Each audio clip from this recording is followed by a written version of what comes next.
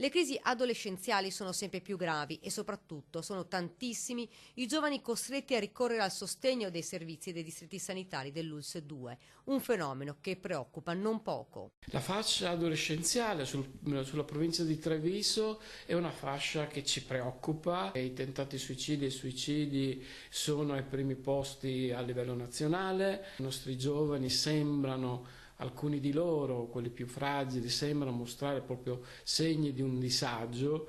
Sono le ragazze, vista la maggiore sensibilità, ad essere più esposte a crisi esistenziali rispetto ai maschi.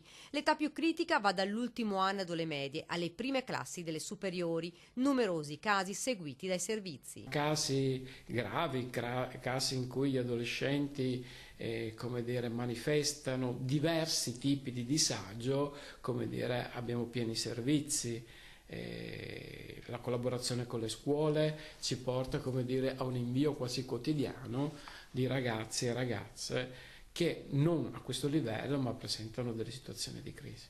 L'ultimo caso grave è accaduto a Castelfranco ieri pomeriggio con le due ragazzine di 17 e 16 anni trovate a terra incoscienti dal padre della più grande. I minorenni avevano ingerito massicce dosi di antidepressivi. Quando il genitore è entrato in casa ha trovato le adolescenti prive di sensi. Immediatamente ha chiamato i soccorsi. Le due ragazzine sono state portate in ospedale. Dopo la lavanda gastrica sono state portate in rianimazione. Le loro condizioni fisiche starebbero migliorando. Stanno facendo le cure appropriate a questo tipo di problema che si è presentato e nel giro di qualche settimana appronteremo un programma riabilitativo, territoriale, facendo tutto il lavoro con le famiglie, con tutti i nodi della rete territoriale. Solo quando staranno meglio verranno ascoltate dai carabinieri. Non hanno lasciato nessun messaggio, nessun biglietto per spiegare questo drammatico gesto. Bisogna saper ascoltare i figli, spiega Borsellino. Piuttosto che mettersi in posizione giudicante, di giudizio,